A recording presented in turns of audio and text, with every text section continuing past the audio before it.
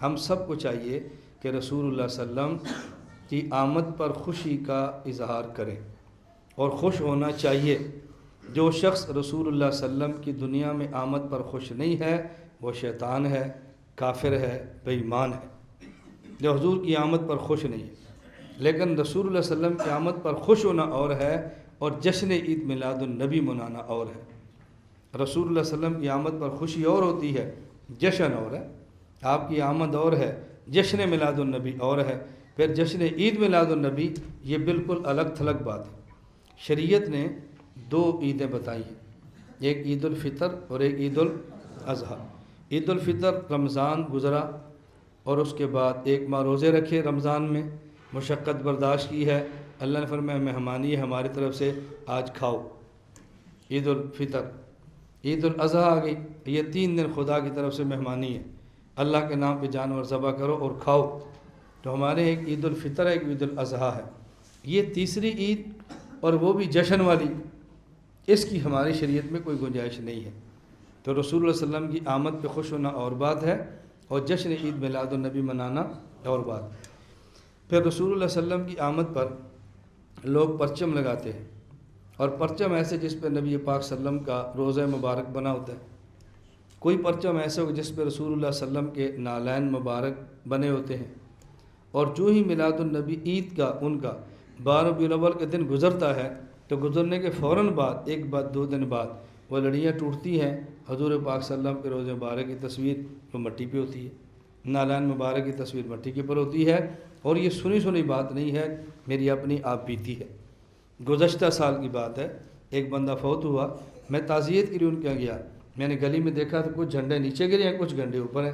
میں نے کہا نیچے جھنڈا لاؤ، میں نے کہا دیکھو اس پہ حضور پاک کے روزے کی تصویر ہے، تو تم نے روزے کو ناریوں کے اندر گرانا تھا، یہ کون سا تم نے حضور کے ساتھ محبت کا اظہار کیا ہے؟ اس لیے وہ کام کرو جس پہ اللہ کے نبی خود خوش ہیں، اور وہ کام نہ کرو کہ جس پہ رسول اللہ صلی اللہ علیہ وسلم خوش نہیں بلکہ اللہ کے نبی ناراض ہیں۔ اور ایسے کام اپنی طرف سے کرنا، مخصوص دن متعین کرنا، اس کو باعث اجر و ثواب سمجھنا، اور جو وہ کام نہ کرے اس کو گستاخ کہنا، اس کی شریعت میں کوئی گنجائش نہیں۔ لوگ آپ سے کہیں گے اگر ہم نے 12 کا دن میلاد النبی کا متعین کیا تو جرم ہے، تم نے رائے کے اجتماع کے دن 3 متعین کیا، جرم نہیں ہے؟ ختم بخاری کی تاریخ رکھی تو جرم نہیں ہے؟ سالانہ جلسے کی تاریخ کی تو جرم نہیں ہے؟ دستار بندی کا دن متعین ہے، جرم نہیں ہے؟ تم نے نکاح کے دن متعین کیا تو جرم نہیں ہے؟ اور ہم نے حضور خوشی کا دن متعین کیا تو جرم ہے؟ میں نے کہا بات اچھی طرح سمجھو، ہم اگر رائے کی تاریخیں متعین کرتے ہیں، ان تاریخوں پر کوئی رائے نہ آئے تو ہم اسے گستاخ نہیں کہتے۔ ہم ختم بخاری، ختم طحاوی، کوئی اور کتاب ختم کرتے ہیں، اس کا دن متعین کرتے ہیں افراد کو جمع کرنے کے لیے، جو نہ آئے اس کو مجرم نہیں سمجھتے۔ اور ہم اگر جلسے کی تاریخ طے کرتے ہیں تو یہ نہیں کہتے جو ہمارے جلسے میں آئے گا ثواب ہے، نہیں آئے گا تو گناہ ہے، آج جلسہ کرو تو اجر ہے، آج نہیں ملو گے تو گناہ ہے، جو آج کرتا ہے اسے حضور خوش ہیں، جو آج نہیں کرتا وہ شیطان کا ساتھی ہے۔ یہ کام ہم نے کبھی بھی نہیں کہا، تو تمہارے تعین میں ہمارے تعین میں کچھ فرق ہے۔ پھر اسی طرح جشن میلاد النبی جب یہ لوگ مناتے ہیں تو جرم کتنا ہے؟ پورا دن جانور کو لیا، گڈھے کے اندر باندھ دیا، جانور کو لیا اور بلا وجہ پورا اس کو ریڑھی کے ساتھ باندھا ہوا ہے، اور پورا دن پھر اس کو مشقت میں ڈالتے ہیں، پھر روڈ بلاک ہوتے ہیں۔ اس کا نقصان کیا ہے؟ ایک غریب آدمی ہے اس کی مزدوری گئی، ایک تاجر آدمی ہے اس کی تجارت گئی، اور اسی طرح اگر کوئی مریض ہے، ایمبولینس گزرنی ہے، وہ موت کا شکار ہو سکتا ہے، ہسپتال ہیں، رستے آپ نے بند کیے ہیں۔ تو یہ اتنی تکالیف دینا یہ رسول اللہ صلی اللہ علیہ وسلم کا مبارک طریقہ نہیں ہے۔ اللہ کے نبی مسلمان کی تکلیف ختم کرنے کے لیے آئے ہیں، مسلمان کو تکلیف دینے کے لیے ہرگز نہیں آئے۔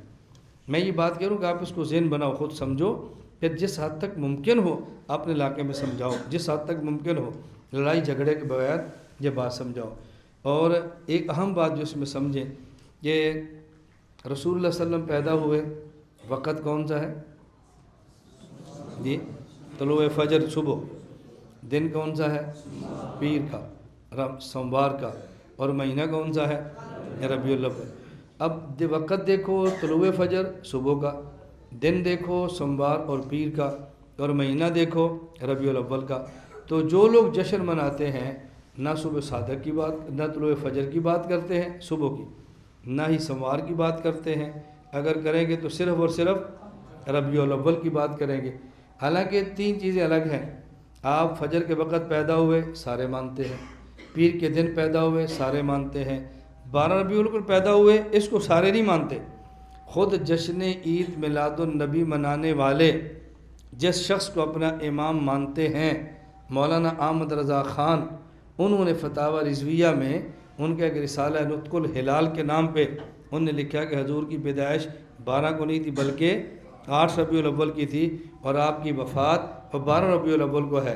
بھئی جس بندے کے نام پر تمہارا مسلک ہے، جس بندے کے نام پہ تم نے فرقہ بنایا ہے، جو بندہ تمہاری فکر کا بانی ہے، وہ تو کہتا ہے 8 کو پیدا ہوئے اور آپ لڑ رہے ہیں 12 کو پیدا ہوئے، تو آپ اس مسئلے پر آپ نے اس کی بات کو کیوں چھوڑ دیا ہے، یا ان کی بات کو آپ ترجیح دیتے، یا آپ نے ان کو چھوڑ دیا ہے؟ اس کا معنی یہ ہے کہ اگر ان سے عقیدت ہوتی تو مانتے، عقیدت ان سے بھی نہیں ہے، بس ان کا بھی آپ نے نام جب چاہے استعمال کیا اور جب منشا خلاف ہو تو نام کو چھوڑ دیا۔ یہ بات مناسب نہیں ہے، تو میں نے اس لیے گزارش کی ہے کہ ربیع الاول حوالے سے اس چیز کا خیال کرو۔ اب جو لوگ اس دن جھنڈیاں لگاتے ہیں، ریڑے سجاتے ہیں اور اس قسم کے جتنے کام کرتے ہیں، آپ ایمان سے بتاؤ اگر ان کی بجائے اسی پیسے کو کسی مدرسے پہ لگا دیں، الگ مدرسہ بن جائے، مسجد پہ بنا دیں، مسجد پہ لگا دیں، مسجد بن جائے، کسی یتیم کے لگا دیں، اس کی اچھی خاصی پرورش ہو جائے، کسی خاتون کو دیں، اس کی شادی ہو سکتی ہے، غریب کی غربت پروری ہو سکتی ہے۔ اتنا پیسہ جو ہم اڑا رہے ہیں، اگر اس پیسے کو مناسب جگہ پر لگا دیا جائے تو اس میں حرج کی بات نہیں ہے، دین کا فائدہ بہت ہے۔ ممکن ہے اس پر کوئی تمہاری ذہن سازی کرے کہ یہ لوگ تو مستشرقین قربانی پہ کہہ رہے ہیں کہ تم جو 3 دنوں میں کروڑوں جانور ذبح کرتے ہو اور ان کا پیسہ ضائع کرتے ہو، اگر کروڑوں جانور ذبح کرنے کے بجائے ان کا پیسہ ہو اربوں کی صورت میں، یتیم خانہ بناؤ، ہسپتال بناؤ، مدرسہ بناؤ، مسجد بناؤ، سکول بناؤ، اور یہ ساری چیزیں تم بناؤ۔ یہ اعتراض تو ان کا بھی تھا، تو تم نے ان کی وجہ سے قربانی تو نہیں چھوڑی، اور یہ اعتراض آپ نے ہمارے اوپر کر دیا۔ ہم نے کہا قربانی کا مسئلہ الگ ہے اور یہ مسئلہ الگ ہے۔ قربانی کا مسئلہ قرآن کریم میں ہے، نص قطعی سے ثابت ہے، جس کا انکار کرنا کفر ہے، اور قربانی کا مسئلہ آج کا نہیں ہے، ابراہیم علیہ السلام کی سنت مبارکہ ہے، اور اللہ کے نبی نے خود ارشاد فرمایا قربانی کے دنوں میں افضل ترین عبادت، اللہ کے نبی نے فرمایا ما عمل آدمی من عمل افضل یوم النحر من احراق الدم، ان 3 دنوں میں قربانی کے خون بہانے سے بہتر کوئی عمل ہی نہیں ہے، افضل ترین عمل یہ ہے، خاص جو عمل ہے خاص۔ یہ میں خاص عمل کیوں کہہ رہا ہوں؟ لوگ کہیں گے پھر یہ نماز سے بھی افضل ہے، یہ فلاں سے بھی افضل ہے، حج سے بھی افضل۔ ان دنوں کے جو مخصوص یہ اعمال ہیں اس میں اس سے افضل کوئی عمل نہیں ہے، تو اس پر چونکہ نص آ گئی ہے ہم اپنے قیاس کو چھوڑ دیتے ہیں، اور یہاں نص موجود نہیں ہے اس لیے جھگڑنے کی ضرورت نہیں ہے۔ اللہ ہم سب کو حضور اکرم صلی اللہ علیہ وسلم کی سنت مبارکہ کے مطابق زندگی گزارنے کی توفیق عطا فرمائے۔ اللہ ہمیں ہر عمل مسنون کرنے کی توفیق عطا فرمائے، اور شرک و بدعات سے اللہ پاک ہم سب کی حفاظت فرمائے۔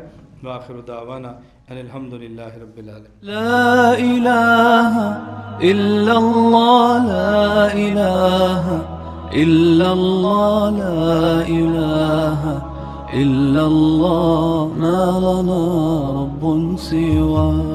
لا الہ الا اللہ، لا الہ